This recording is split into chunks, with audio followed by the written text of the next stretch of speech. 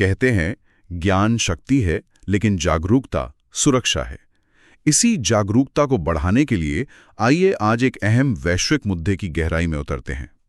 आज का हमारा विषय है अमेरिका और चीन के बीच बायो सिक्योरिटी यानी जैव सुरक्षा को लेकर जो तनाव बढ़ रहा है और इस बदलते समीकरण का भारत पर क्या असर पड़ रहा है। जी, ये पूरी चर्चा ऑब्जर्वर रिसर्च फाउंडेशन यानी ORF में प्रकाशित एक काफी विस्तृत लेख पर आधारित है।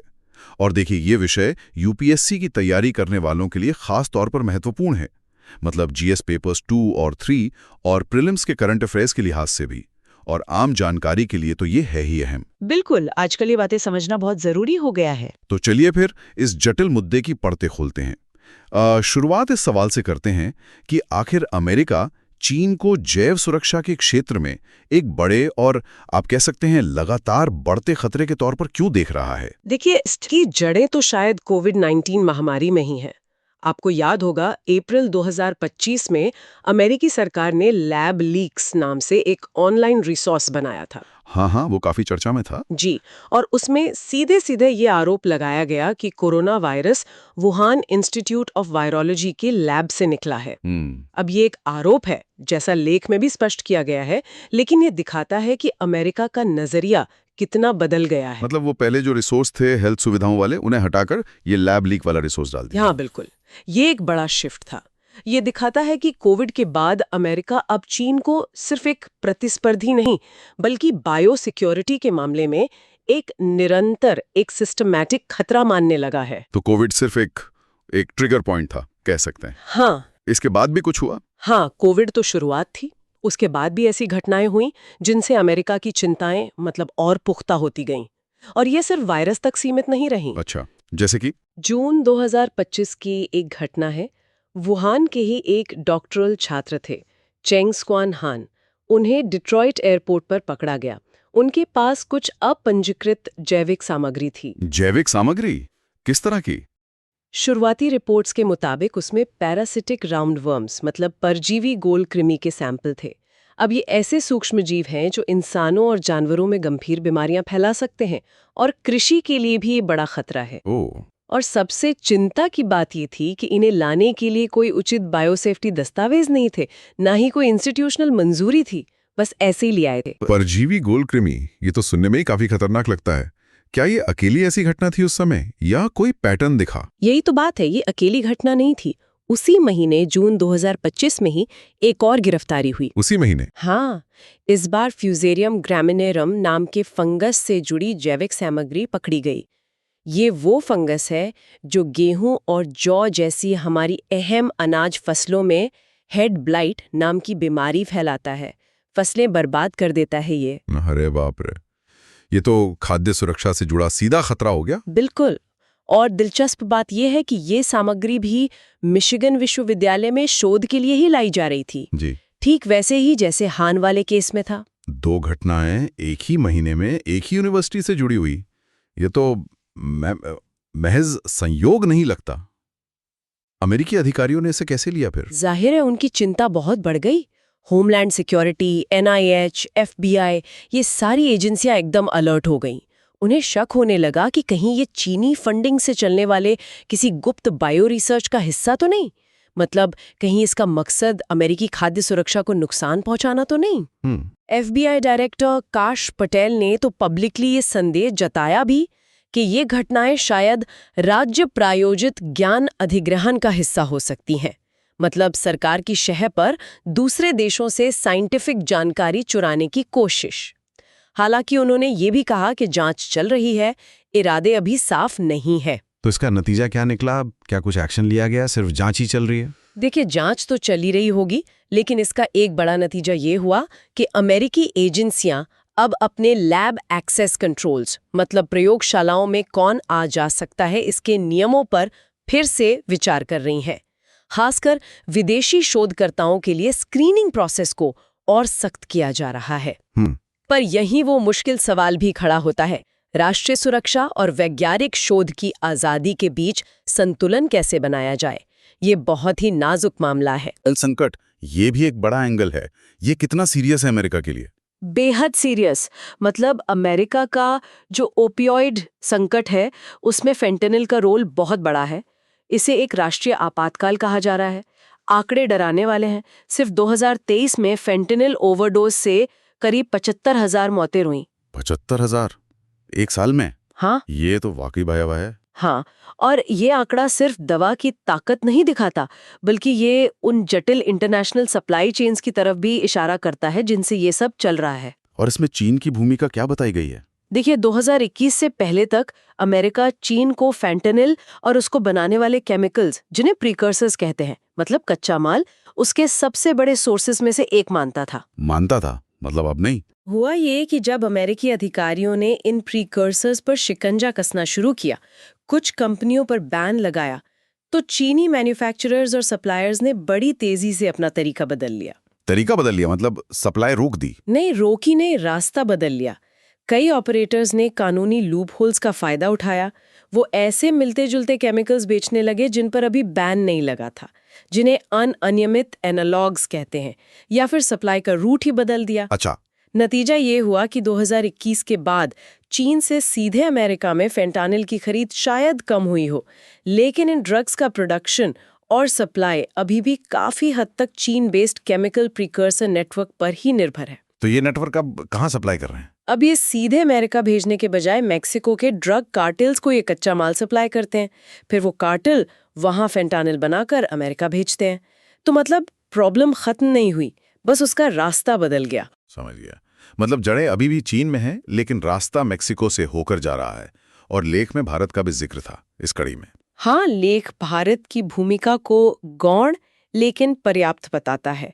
एक केमिकल है नाइट्रोजीन। ये भी फेंटानिल जैसा ही खतरनाक सिंथेटिक ओपियोइड है। चीन और भारत दोनों ने अभी तक इसकी बिक्री पर प्रतिबंध नहीं लगाया है। इसके प्रीकर्सर्स भी चिंता का विषय है। ये दिखाता है कि ये सप्लाई चेन कितनी फैली हुई है और इसमें कई देशों का रोल हो सकता है, चाहे छोटा ही क्यों ना हो।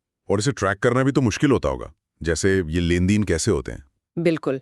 ये सौदे अक्सर ई-कॉमर्स साइट्स पर होते हैं। एन्क्रिप्टेड मैसेजिंग ऐप्स जैसे व्हाट्सएप या टेलीग्राम, इनका इस्तेमाल होता है। पेमेंट के लिए गुमनाम डिजिटल तरीके जैसे क्रिप्टो करेंसी यूज होते हैं।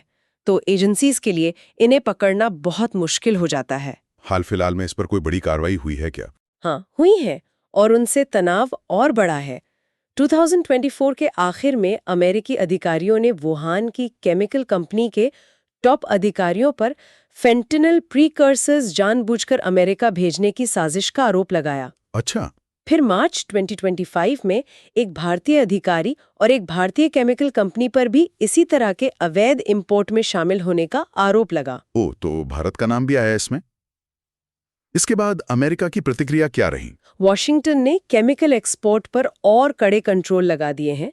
लेकिन यहाँ एक अहम बात है जो लेख भी कहता है, चीन की सरकार की सीधी मिलीभगत का कोई ठोस सबूत अभी तक नहीं मिला है। लेकिन चीन जिस तरह से ज्ञात अपराधियों पर कार्रवाई करने में ढिलाई बरत रहा है या डिप्लोमेटिक लेवल पर अमेरिका की चिंताओं को लगातार टाल रहा है, उससे दोनों देशों के बीच अविश्वास बहुत गहरा गया है। तो अब अमेरिका की प्रतिक्रिया सिर्फ डोमेस्टिक ड्रग ट्रीटमेंट या बॉर्डर कंट्रोल तक सीमित नहीं है।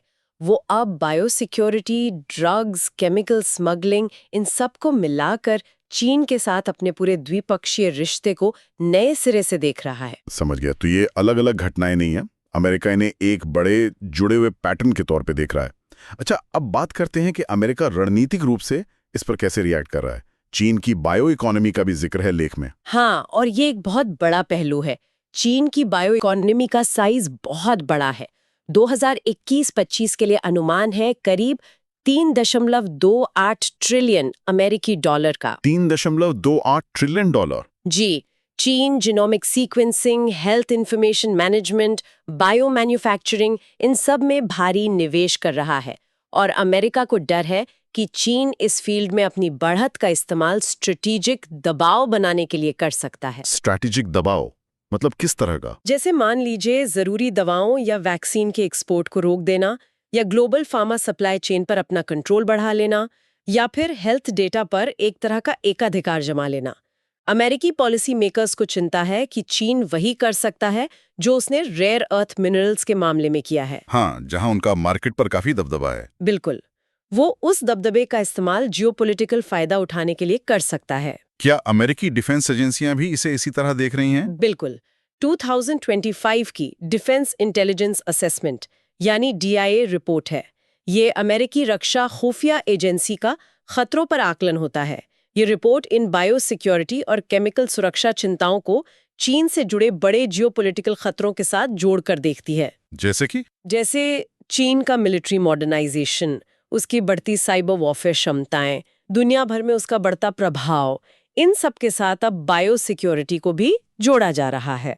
और इस रिपोर्ट में चीन को सबसे अच्छी तरह से सुसज्जित बायोसिक्योरिटी थ्रेट एक्टर यानी best equipped biosecurity threat actor कहा गया है। सबसे अच्छी तरह से सुसज्जित, ये तो काफी गंभीर वर्गीकरण है। क्या ये सिर्फ चीन की सरकारी क्षमता की वजह से है? नहीं, सिर्फ सरकारी क्षमता नहीं, ये वर्गीकरण उन नॉन स्टेट एक्टर्स की वजह से भी है, जैसे वो कथित तस्कर या संदिग्ध शोधकर्ता जिन्हें पकड़ा गया। अच्छा। अब फेंटानिल तस्करी नेटवर्क, जिनके तार अक्सर चीन से जुड़े मिलते हैं, उन्हें अमेरिका के टॉप नेशनल सिक्योरिटी थ्रेट्स में गिना जाने लगा है। शायद मैक्सिकन ड्रग कार्टेल के बराबर या उनसे भी बड़ा खतरा। और ये जो घालमेल है ना, क्रिमिनल एक्टिविटी और स्ट्रेटेजिक इरादों का, ये ट्रेडिशनल डिप्लोमेसी और लॉ एनफोर्समेंट को बहुत मुश्किल बना देता है।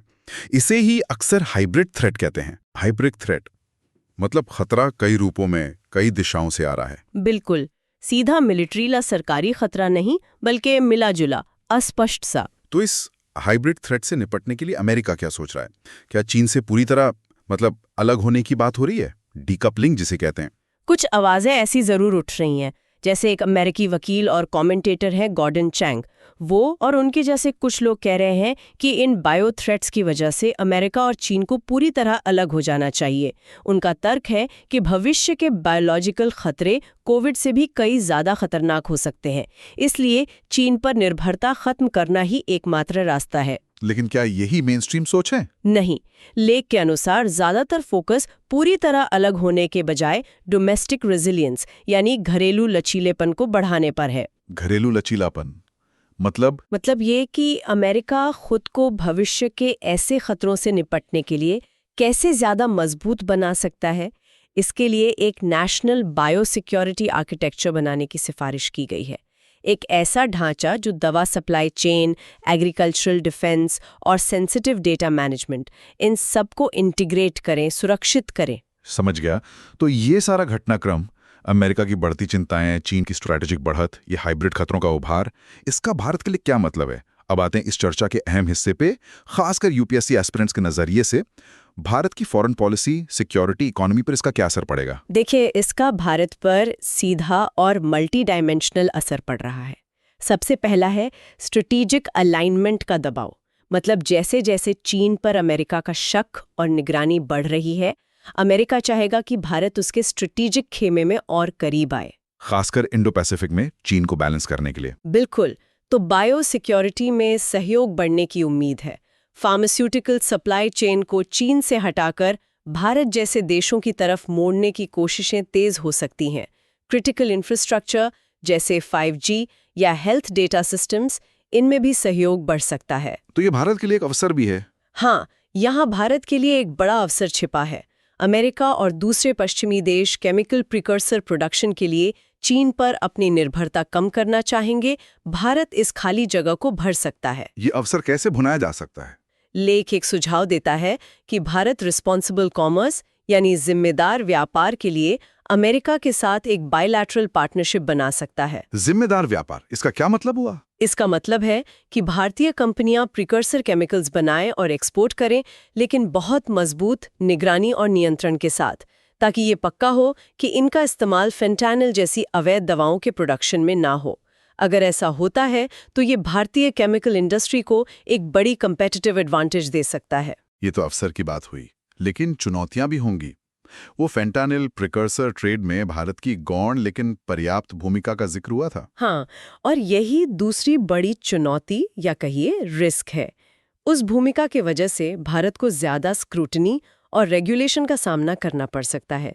अमेरिका और उसके सहयोगी देश भारत से होने वाले केमिकल और फार्मा एक्सपोर्ट पर ज्यादा कड़ी निगरानी रख सकते हैं। तो इससे भारतीय इंडस्ट्री पर दबाव पड़ सकता है? हाँ, खासकर एक्सपोर्ट कंट्रोल के मामले में दबाव बढ़ सकता है। तो भारत को इस सिचुएशन में क्या करना चाहिए? एक तरफ अवसर है, दूसरी तरफ ये रेगुलेशन का रिस्क। लेख के अनुसार भारत को एक तरह की ड्यूअल स्ट्रेटजी अपनानी होगी। पहला, अपने केमिकल प्रोडक्शन इंडस्ट्री को प्राथमिकता देनी होगी, उसे ग्लोबल स्टैंडर्ड्स के लेवल पर लाना होगा और साथ ही अवैध फेंटेनिल प्रिकर्सर प्रोडक्शन के साथ किसी भी तरह के लिंक को सख्ती से खत्म करने के लिए कड़े कदम उठाने होंगे। इससे न सिर्फ अमेरिकी चिंताएं दूर होंगी बल्कि भारत की ग्लोबल इमेज भी बेहतर होगी। ठीक है, ये हुआ पहला कदम। और दूसरा पहलू उस बड़े जियोपॉलिटिकल अवसर से जुड़ा है जिसकी हमने बात की। भारत खुद को बायोटेक और फार्मा सेक्टर में चीन के दबदबे के एक भरोसेमंद, जिम्मेदार विकल्प के रूप में पेश कर सकता है। एक रिलायबल ऑल्टरनेटिव। बिल्कुल।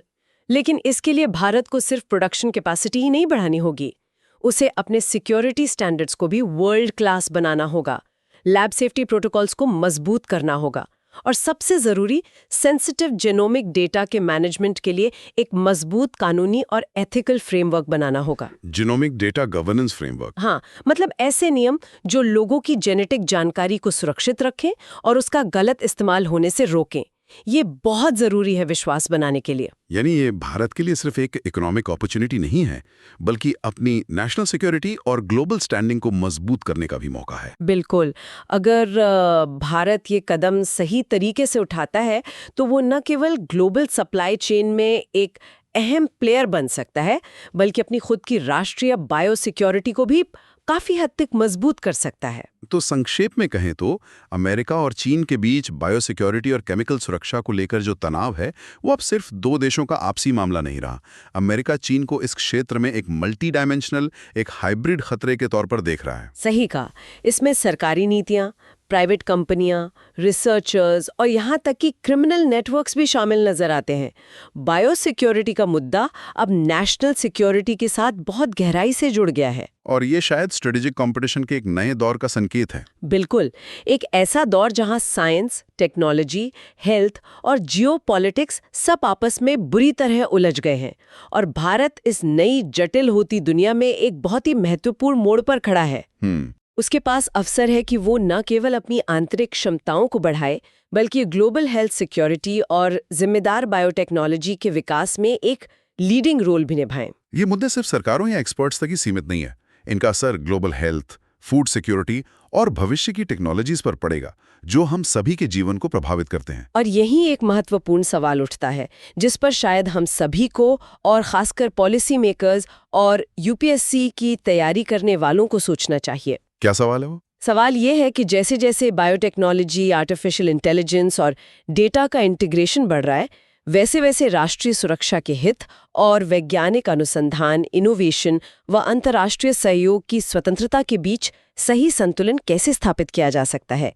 ये चुनौती तब और भी मुश्किल हो जाती है जब दुनिया बढ़ते जियोपॉलिटिकल तनावों का सामना कर रही हो। बिल्कुल, ये एक बहुत बड़ा और विचारणीय प्रश्न है। आज की ये गहन चर्चा यहीं समाप्त करते हैं। उम्मीद है कि ओआरएफ के इस लेख का ये विश्लेषण सभी श्रोताओं के लिए, विशेषकर यूपीएससी की तैयारी करने वालों और वैश्विक मामलों में रुचि रखने वालों के लिए जानकारीपूर्ण और उपयोगी रहा होगा। उम्मीद तो यही है। अगर इस विषय पर या किसी और करंट इशू पर आपके कोई प्रश्न या विचार हों तो नीचे कमेंट सेक्शन में हमें ज़रूर बताएं। हम कोशिश करेंगे कि ऐसे विश्लेषण आगे भी लाते रहें। हमारे साथ जुड़े रहने के लिए धन्यवाद।